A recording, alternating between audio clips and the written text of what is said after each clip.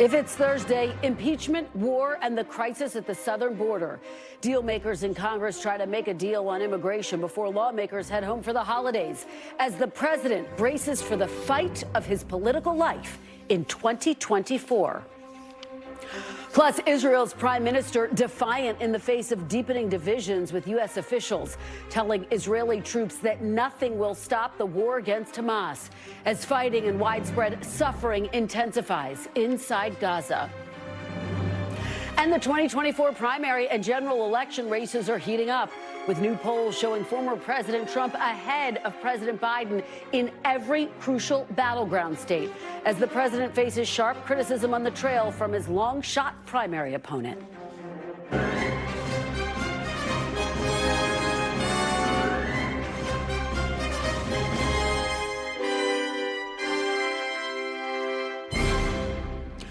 Welcome to Meet the Press Now. I'm Kristen Welker in Washington, where Congress is scrambling toward the year-end finish line as lawmakers and the White House wrestle with a number of unanswered questions on key issues facing the country, including an impeachment inquiry into the president, a crisis at the border, and still no additional wartime aid for Israel and Ukraine.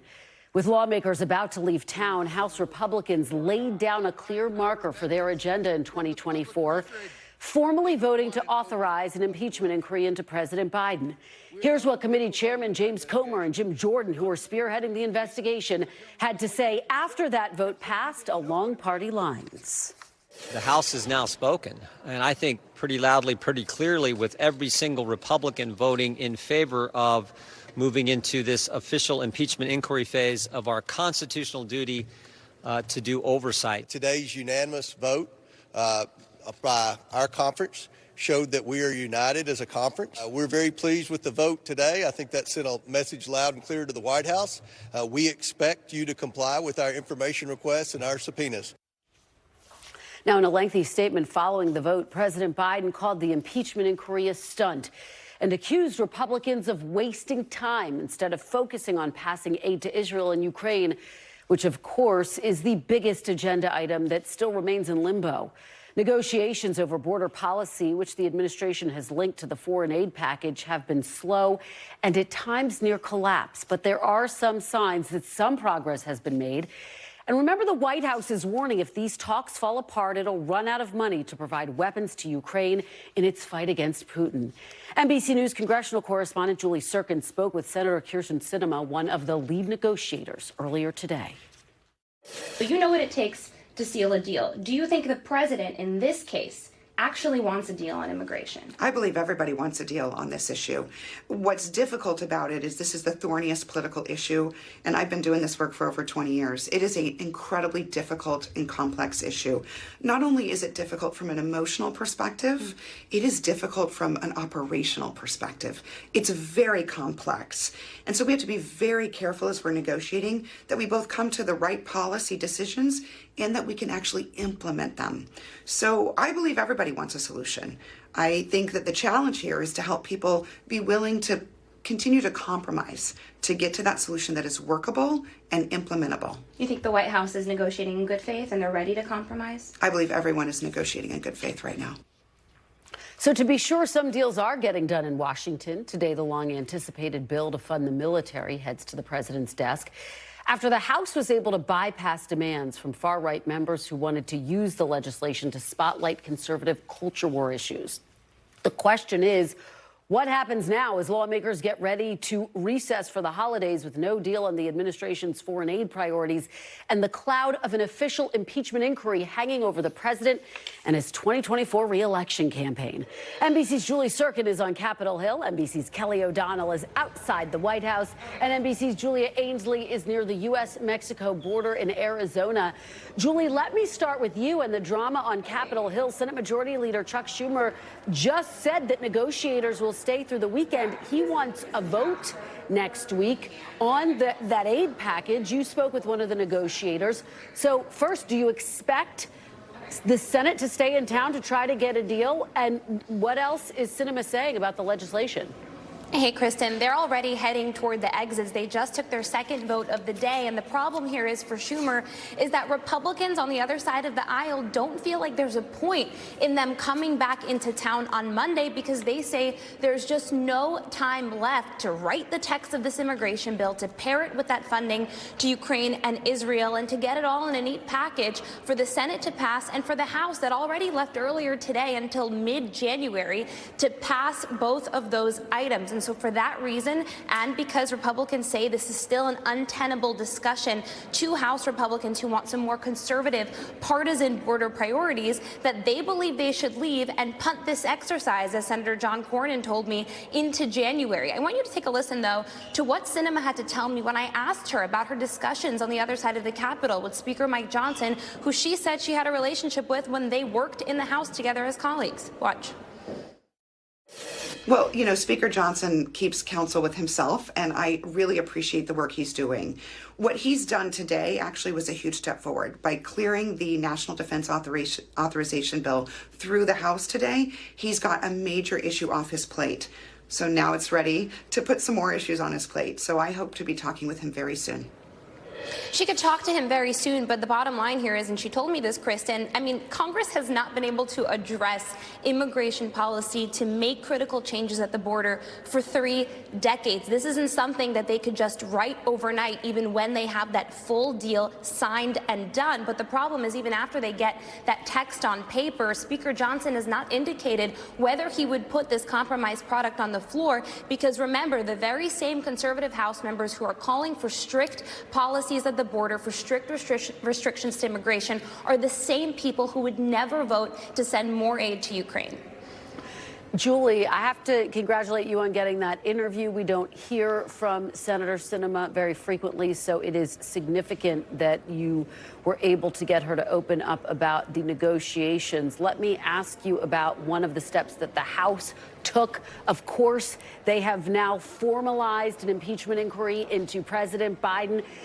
That is making some vulnerable Republicans nervous, those who are, of course, going to defend their seats in Biden districts. What are you hearing about that? Is there concern inside some Republican ranks that this could backfire?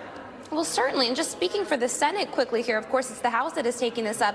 A number of Senate Republicans have told myself and my colleagues that they do believe that the House should be focusing on other matters rather than pursuing this impeachment inquiry, which 9 months into their investigation, they still have yet to produce evidence linking Hunter Biden to any wrongdoings, linking those wrongdoings with his father, the President Joe Biden, which, of course, this inquiry would fall under. Now, you do have those 17 vulnerable House Republicans. They lost one because of George Santos, that right now are going to be fighting for their seats to get reelected in districts that the president won in 2020. All of them voted to support formalizing this impeachment inquiry. And I think something that's really important here is the House really cannot go back now. Now that Republicans have taken this step, Speaker Johnson has indicated that he's willing to take this all the way to the top. He said if they're following the facts and they lead to this evidence of wrongdoing, then they would formalize those impeachment articles, sending those, of course, to the Senate. But that's a big step for them to take, especially in an election year. And the only other step that they could potentially take is to exonerate the president, which, of course, the president and the vice president are, of course, fundraising off of this impeachment inquiry that Republicans are pursuing. Raising large amounts of money in doing so. You're absolutely right about that, Julie. And that takes me to Kelly O'Donnell at the White House. Kelly, of course, you were on the Meet the Press panel this past weekend, and you and I talked about the fact that the White House was stepping up its engagement in these negotiations. What does your reporting tell you about how engaged they've been in recent days and how close they think they may be to a deal? Well, certainly trying to get more of the senior advisors with the White House engaged on this is something that we're seeing. And you also have a cabinet secretary like Alejandro Mayorkas involved. And as you pointed out, Julie's interview really shines a light on a rare voice we don't often hear in the public space in Senator Sinema, who I'm told by Democrats it's really the one who's got to try to sell this in many ways.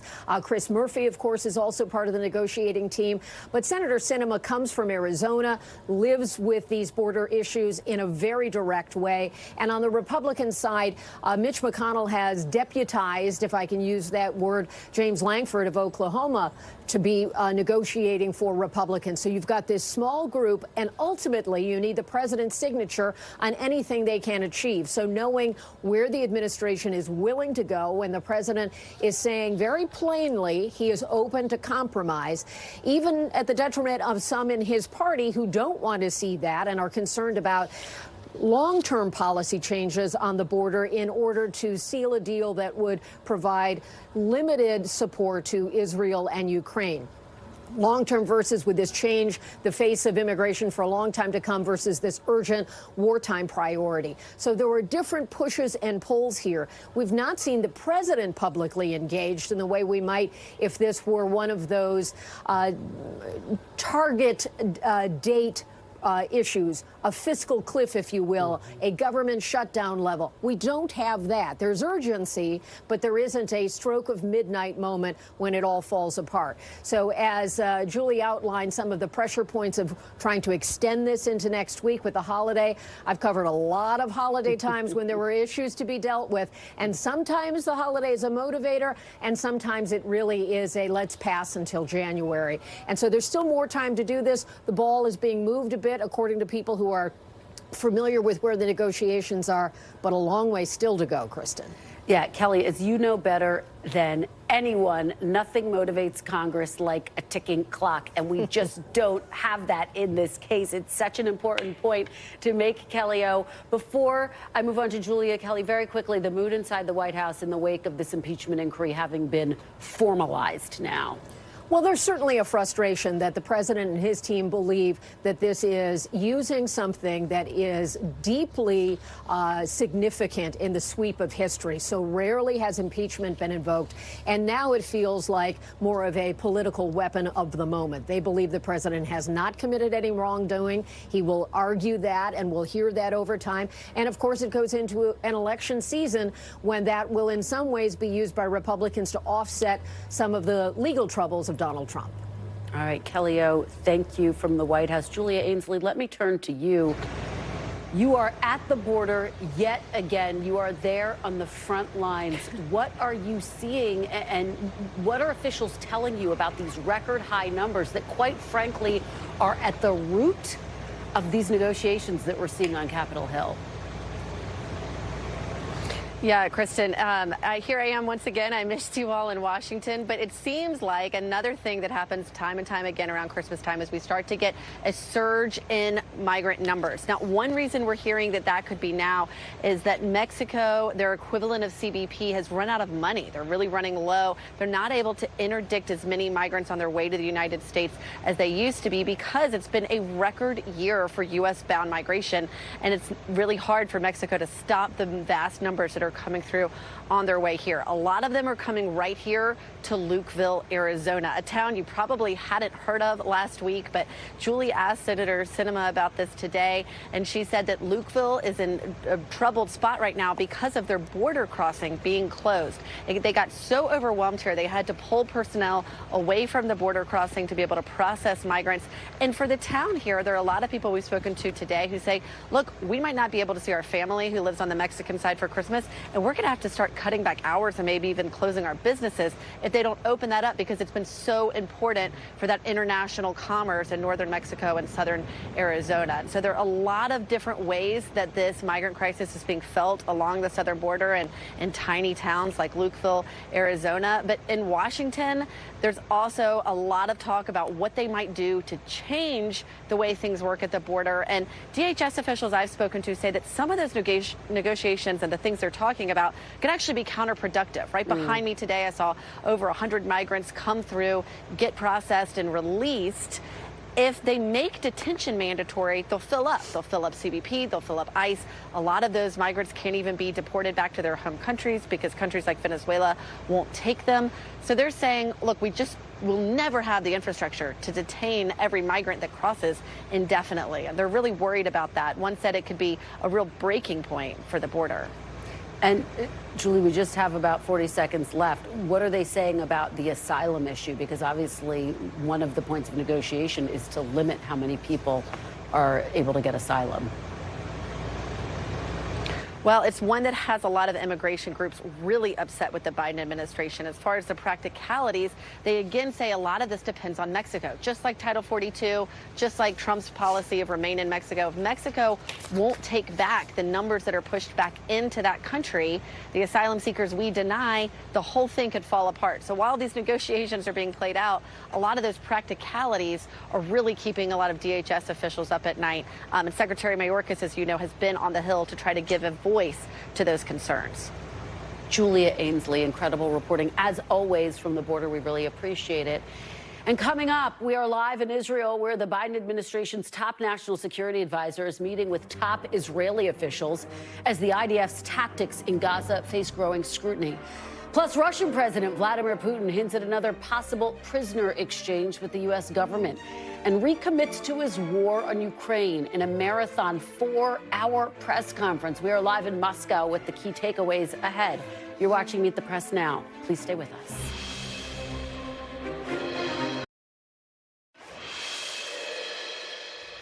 Welcome back. U.S. National Security Advisor Jake Sullivan is in Israel for meetings with Prime Minister Netanyahu and his war cabinet, as Israel warns the war against Hamas will last at least another several months.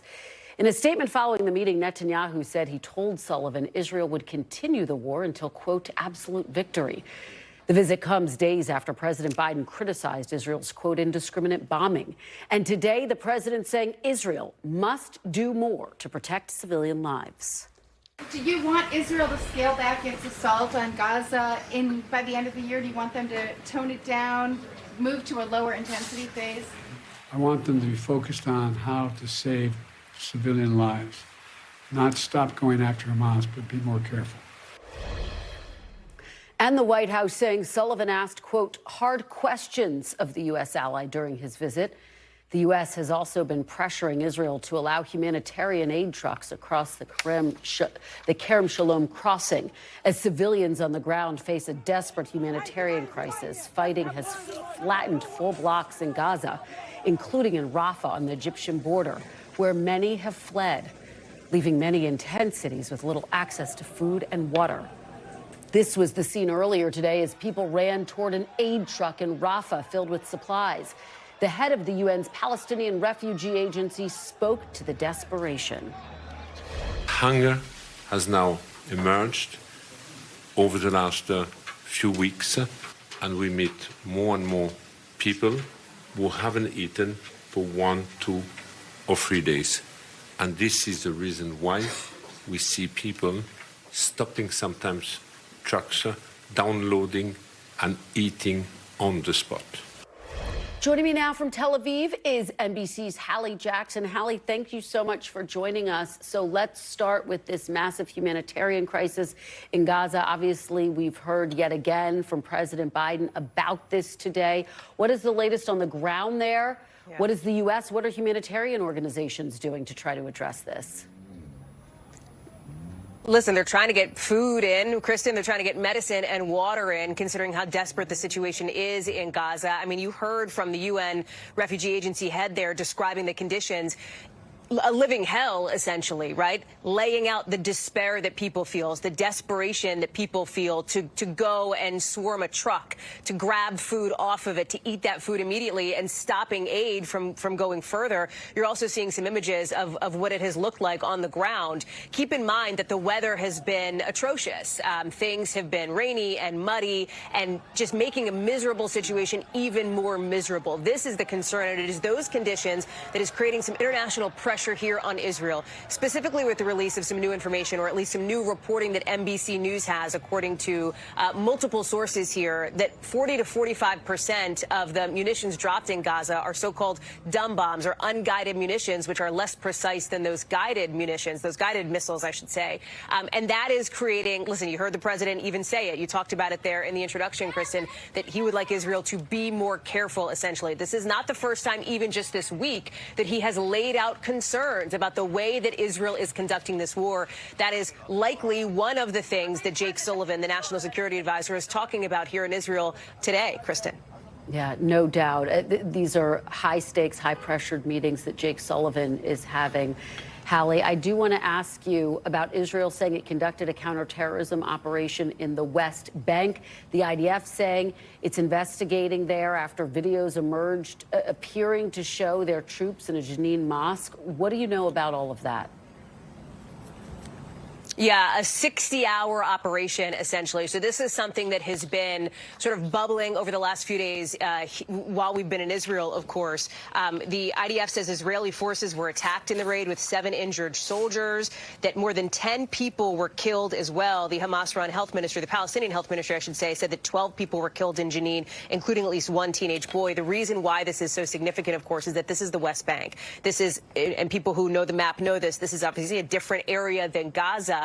And there have been concerns now for weeks, really since this war started, that what is happening, this war between Israel and Hamas in Gaza, right, on the southern part of Israel, could spark a flame that spreads and expands across the rest of the region, perhaps to the West Bank, perhaps to closer to where I am here in northern Israel, in Haifa, further up toward Lebanon, of course, where Hezbollah is. And so that is another one of these diplomatic issues that you are seeing come to the forefront here, with pressure now to make sure that this does not expand even further. We know the defense secretary is also in the region, set to be in the region, speaking with the Qataris, for example, as well, who have been the tip of the spear on some of those hostage release negotiations too, Kristen. So a lot of moving pieces here, as it has been now for more than 2 months.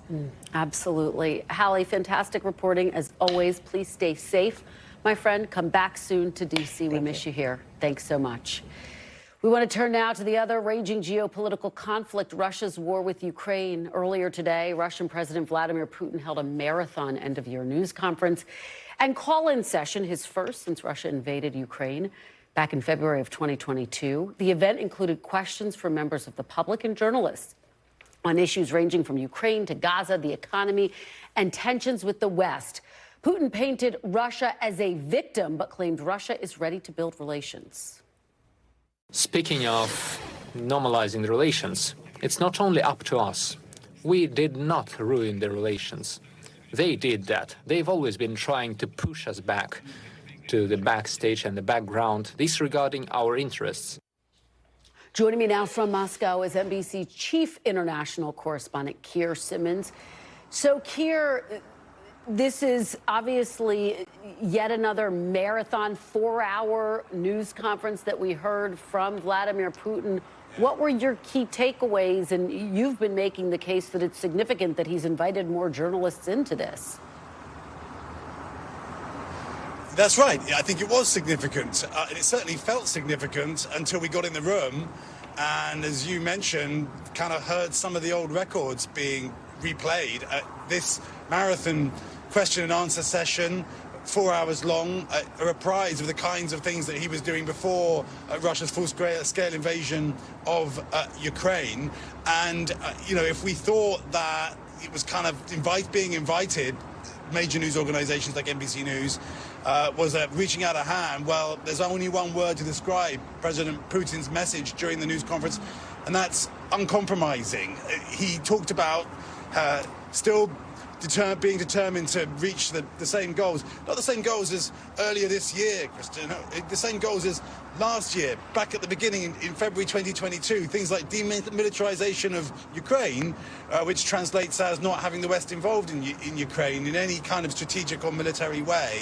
And the point here really is that while President Putin says he's interested in talking, it's clear that he's only interested in talking on his own terms, and we know that that's not the terms that President Zelensky is going to be prepared to countenance. So the picture really from here in Moscow right now, I think, is more fighting in Ukraine in the months and maybe longer to come.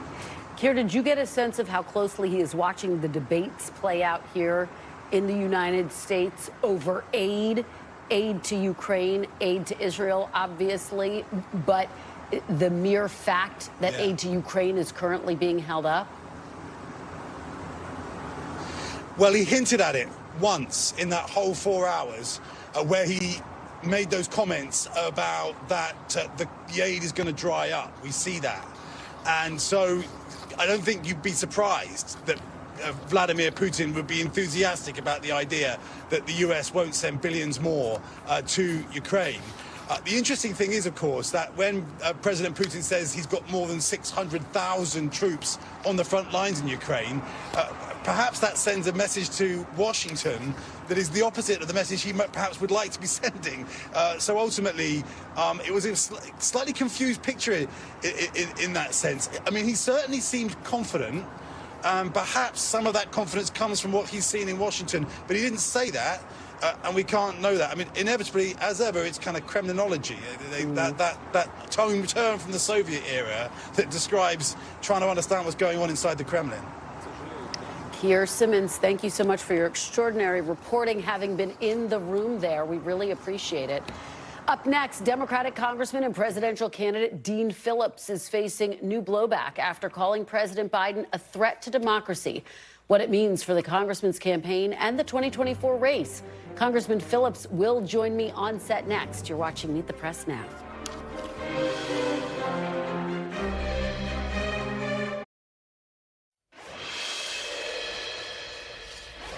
Welcome back. President Biden faces an impeachment inquiry in the House, flagging poll numbers across the country and a primary challenge from the Democratic presidential nomination.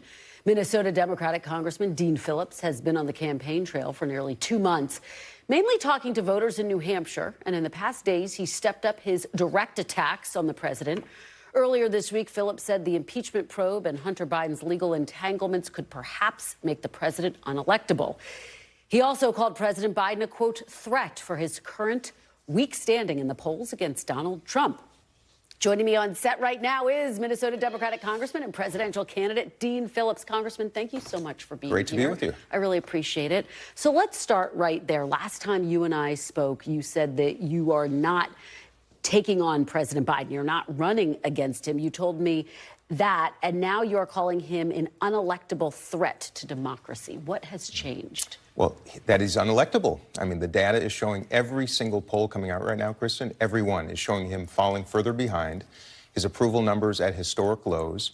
And I'm trying to generate a wake-up call to Democrats that we have a real problem here. And rather than stifling and suppressing competition, we should be encouraging it. That's why I spent the better part of a year encouraging other candidates to enter the race. The water's warm. We need to practice democracy now. And I want to make something clear. The president is not a threat to democracy, but running and suppressing other candidates is a threat when you are behind in the polls like he is, and frankly, to disenfranchise voters in Florida and North Carolina, which is what has happened in the last 2 weeks, is also a risk. And I'm pointing out the fact that we should be practicing democracy, not stifling it. Just to be clear, you are saying because you think he's unelectable, you believe he's a threat to democracy. So you're ultimately still calling him a threat to democracy. I will say those who are propagating this delusion that he will beat Donald Trump, they collectively are a threat to democracy. I'm just going to call it like I see it. And that's what the country is saying in every single poll. And if we don't wake up soon, Kristen, we're going to be in for a tragedy. And this time we know it. 2016, we couldn't believe it. This time we better believe it. And that's the truth.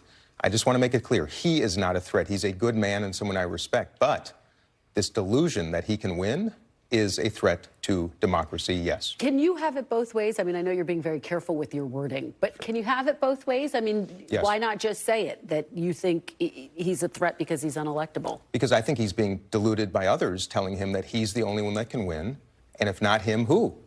And the fact is, we should be practicing a thoughtful primary right now. That's why we have primaries, to identify the candidate who is best positioned to win. That's why I'm saying let's get to May or June, and let's see what the polls say. If they say that President Biden is suddenly ahead of Donald Trump and I'm behind, I'll pack it up. I'll get behind him 100%. Conversely, if the polls show that I am ahead of Donald Trump and President Biden is behind, I think he should do the same thing. Let me ask you about what your former advisor, Steve Schmidt, said of your comments. He said, I hope Phillips' comments about Biden being a threat to democracy do not indicate a gratuitous and hard edge from his campaign in the days ahead. It is unnecessary and self-defeating. What say you? I think he's absolutely right, and you will not see that. I think I was taken out of context, and I want to make it clear. The president is a man I respect, but this candidacy is a threat to democracy because the numbers are clear. Every pundit who is paying attention right now, from James Carville to David Axelrod, are saying that we have a crisis. And rather than stifling any other candidates, why are we not promoting, considering, and at least having thoughtful debate for voters to make the decision, not a handful of people here in Washington? That is the problem, Kristen. Well, speaking of a handful of people in Washington, let me ask you about what your state's junior senator said, Tina Smith. She said President Biden is running against an actual real-life threat to democracy, a person who literally just said yesterday he would be a dictator on day one. And Dean Phillips is saying the candidate for president, who he, by the way, voted for with 100% of the time or thereabouts, is a threat to democracy. It sounds desperate. What's desperate is propagating the campaign of a man who's going to lose to the most dangerous man in the world. And I don't understand how Democrats are circling the wagons behind an unelectable ticket, period. And by the way, if the data said something different, my goodness, you think I would be doing this, putting myself, my family through this? Absolutely not. The fact of the matter is we have data, we have polling, and show me one. Show me one. The Battleground State poll that just came out today shows President Biden losing to Donald Trump in every single one of the 7 battleground states. His historically low approval numbers at 37%. Senators can say what they want. House members can say what they want. The fact of the matter is over 50% of Democrats, 83% of Democrats under 30 want a different nominee, and I'm the only one out of 250 members of Congress, Democrats in Washington, saying the quiet part out loud. Democrats would argue we have a year left. This polling may be an indicator of where things should go, but are you not harming his run for re-election by speaking out against him, by chipping away potentially at his support around No, Kristen, I'm running because of his standing in the polls. That's the whole point. And by the way, and because of the way the system is set up, you can't enter the race in 2 months. I had to do it on October 27th because of the system, the way it works. The problem is he was weak, which is why someone had to enter this race, and it was me. You talk about the polls. Let's talk about your polling. A CNN poll out of New Hampshire last month has your unfavorable numbers among Democrats higher than President Biden's. Here, you can see it right there on the screen. So if you are actually polling lower than President Biden, how are you the alternative? President Biden has been in Washington for 50 years, and America doesn't know me, and they will get to know me. I'll be introducing myself. I'm doing what you do. You campaign, you meet people. I'm doing it every day. By the way, it's a joyful experience. You have been in this race now for a couple 6 weeks. of months. Well, 6 weeks. But it hasn't helped your favorable ratings, Kristen, like anything else, it takes some time. And the reaction on the streets, through New Hampshire, everywhere I travel, is so different than what people here in Washington are saying. And that's why I'm going to stay in this race, to give people a chance to practice democracy, let people make the decision. I understand. You know, there's a system set up to prevent competition. They don't want this. They do not want an alternative. But the people in America, 75% of the people in America, are saying they don't want either of these men to be at the top of the ticket. So why is Washington circling the wagons to prevent the competition the country is begging for? And by the way, if not me, where are the other candidates? And that's what I'm saying is we need alternatives. Marianne Williamson, she's running, of course. I wish there were more, but right now it is me, and I'm going to see it through. Let me ask you about Republicans' decision to formally open an impeachment inquiry into President Biden. What is your reaction to that, given that Republicans have not established a link between Hunter Biden's business dealings and President Biden? And do you think this could actually embolden President Biden? We saw that with Clinton. We saw that with former President Trump. Well, let me make this clear. To weaponize impeachment is despicable and dangerous, especially in the light of no evidence whatsoever. I've not seen a single shred of evidence that President Biden has done anything wrong. I voted against it, of course, yesterday. And especially for a GOP, House GOP, that has enough time to prosecute some nonsense like this, but can't even bring our budget bills to the floor. This is what Americans are saying they are so sick and tired of. It's nonsense, it's dangerous, it's foolish. And the fact of the matter is the president, I believe, is not guilty, and that's why I voted to not proceed with the inquiry. Very quickly, before I let you go, Senator Leader Chuck Schumer has said he wants the Senate to stay. He wants them to vote on an aid package to Israel, Ukraine, and the border. Do you think that's realistic? Do you see something getting done? What are you hearing? I do, and I hope so. And I hope next week we come back. In fact, I'm a Democrat who's going to say, again, the quiet part out loud. Yes, we should be supporting Ukraine. Yes, we should be supporting Taiwan. Yes, we should be supporting Israel. And yes, we should be supporting Palestine, a new Palestinian state. And we need to secure the border. It's true. I'm sick of the nonsense and dysfunction. We have to do all of them, and we should do it fast. So very quickly, you would vote for a bill that has tougher asylum laws and tougher parole? I think we should actually make asylum something you filed for in countries of origin and save the horrible journey people have to make, the $10,000 that they pay to the Mexican cartels right now. They would keep that money in their pockets, adjudicate the cases locally. We should change so many things right now, Kristen, but it takes people sitting down, bipartisanship, decency, and the intention to do so. I hope in the future, when we pass the torch to a new generation, we're going to do that. All right. Congressman Dean Phillips, thanks so much for being here in person. Thank you, Kristen. Really appreciate the conversation. After the break, primaries, politics, and probes, we're digging deeper into the race for the White House with new polling in 6 critical battleground states. The panel's next. You're watching Meet the Press now.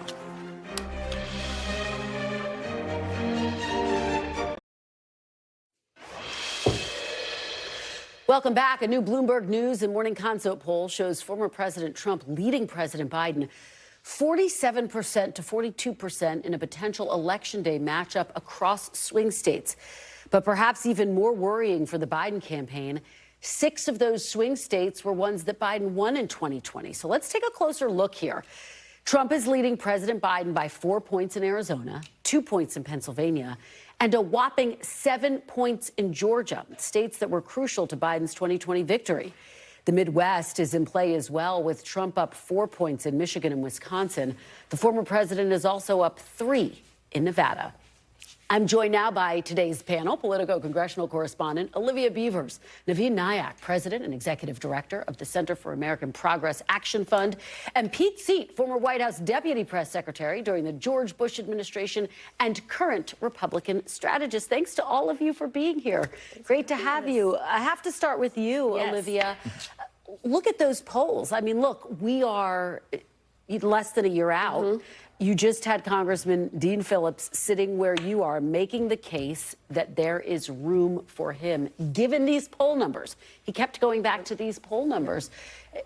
How much concern is there inside Democratic ranks with whom you speak with about these poll numbers? I mean, I think Democrats are quite concerned, and this poll is adding on top of a bunch of polls that we've seen, compounding the problem, which is showing that, you know, voters are basically saying, we might not support you and might not give you, might flip for Donald Trump. Yeah. And that is definitely concerning them. There's concerns about how Biden has set up his operations in some of these early states as well, and whether he's been working hard enough. Dean Phillips, I thought it was really interesting. He kept on saying, because of his poll numbers, I'm in.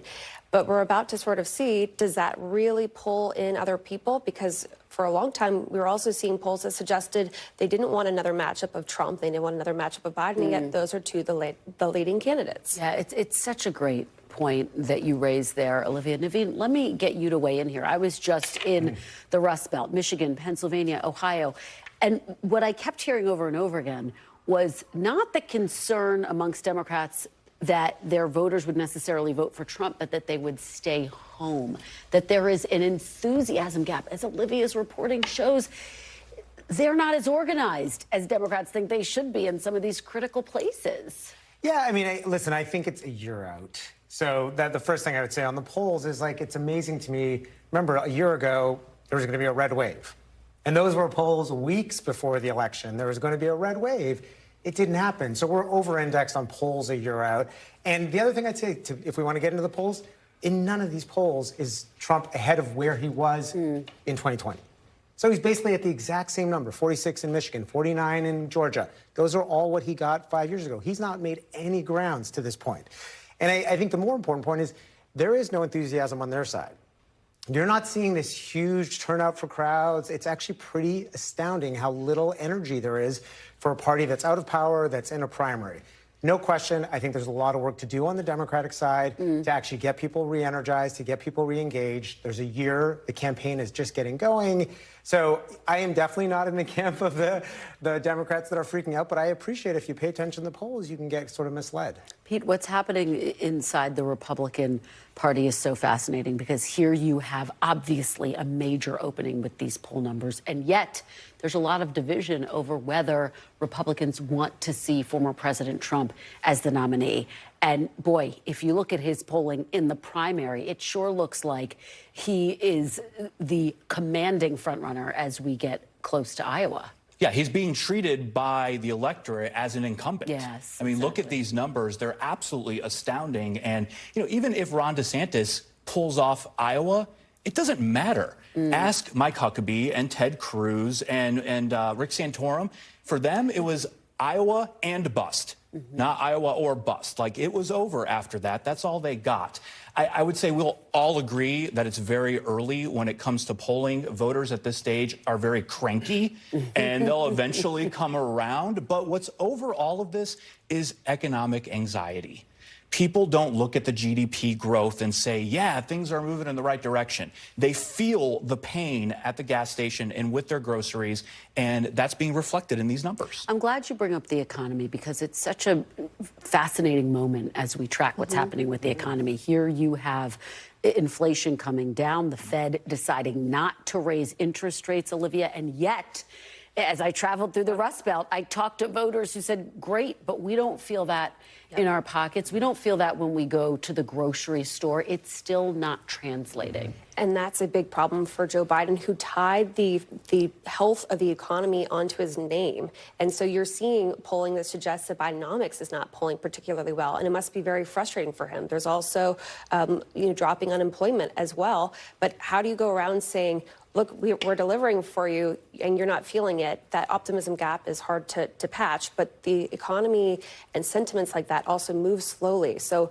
like we were talking about earlier, if he's able to sort of shift that within the next year, he might be in a much better position. Yeah, there's no doubt about that. And Navin, we've actually seen the president pull away from using the term Bidenomics because he doesn't want to necessarily be tied so closely with that, and instead try a slightly different message of trying to show people that he relates to what they're going through. Is that working? And what do you think his biggest headwinds are, particularly coming off of a week where he now faces a formal impeachment inquiry? Well, I think for the economy first, I think it was a really good week for American people. Like, the data came out last Friday, the Michigan Consumer Sentiment Index, and that is, again, a poll of how consumers are feeling. It was the highest point in 2 years, and it is trending in the right direction. I think that's one thing to keep track of more than polls.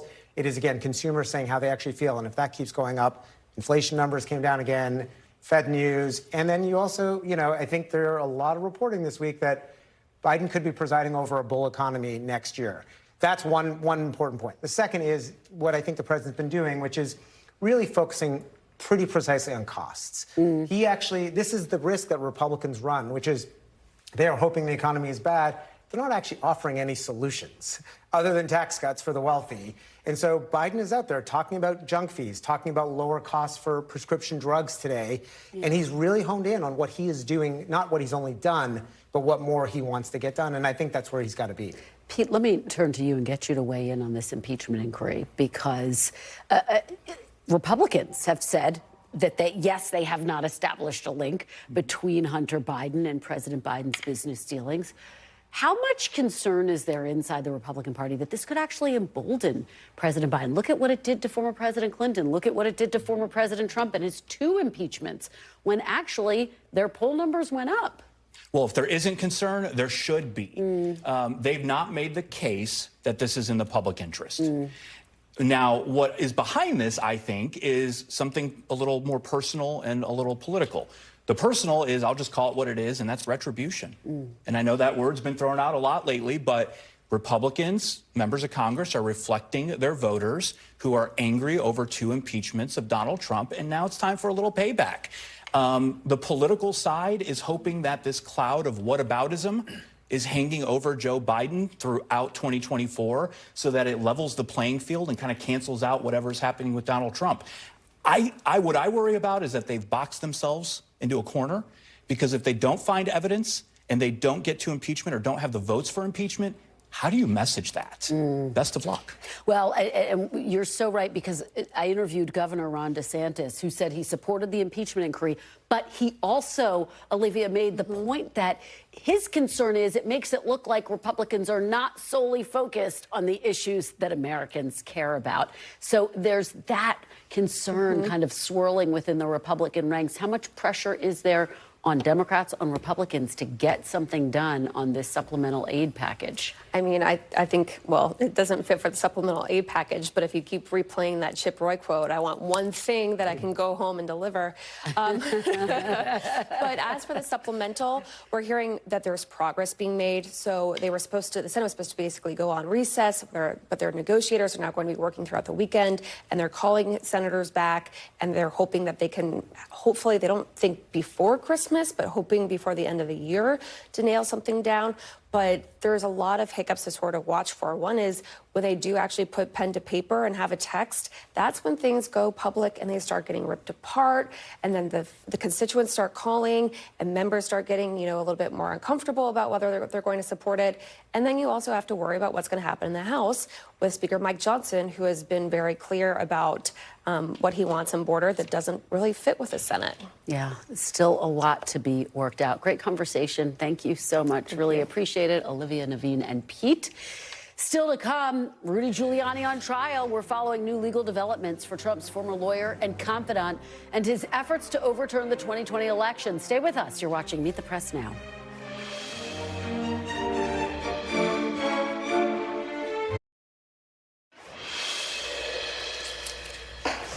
Welcome back.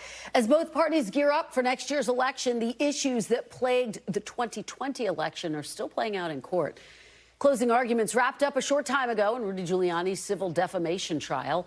The former New York City mayor and former Trump attorney chose not to testify in the trial, brought by two former Georgia election workers who say his baseless claims of election fraud tarnished their reputations and exposed them to threats. A federal judge already found Giuliani liable. A jury must now decide how much to award those election workers. They're seeking up to $47 million in damages. NBC News Justice and Intelligence correspondent Ken Delaney joins me now. So, Ken, walk me through this. A judge already ruled, of course, that Giuliani defamed those two election workers. So when can we expect to find out how much he'll have to pay for it, and what are the dynamics playing out in court right now?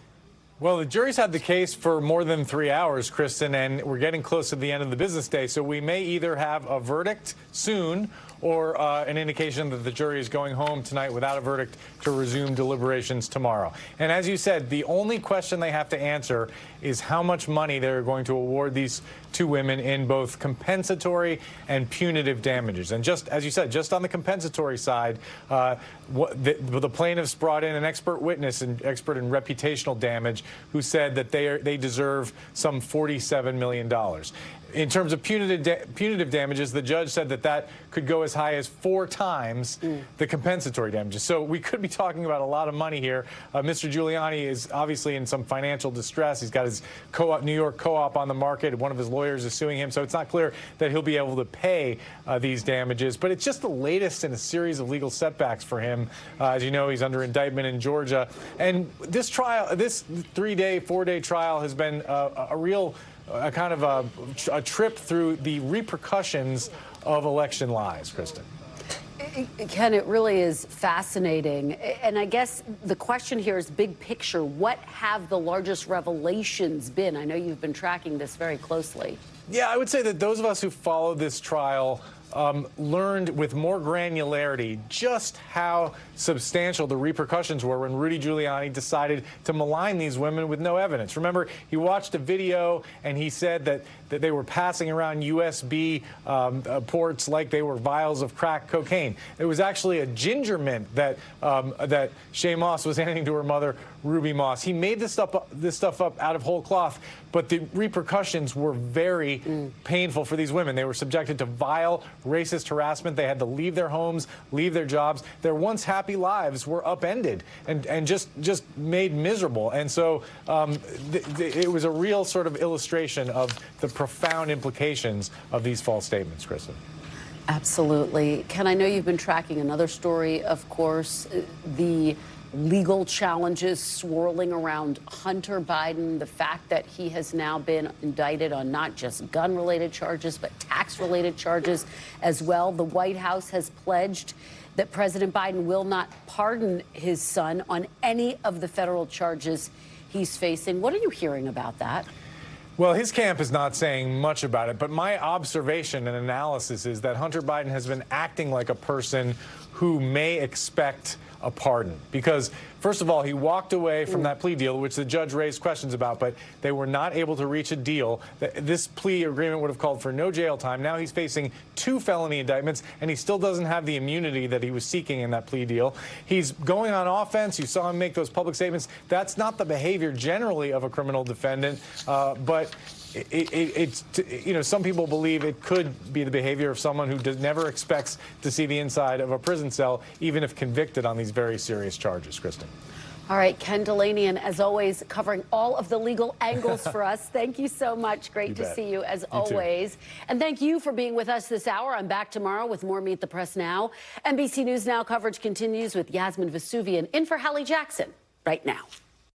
Thanks for watching. Stay updated about breaking news and top stories on the NBC News app or follow us on social media.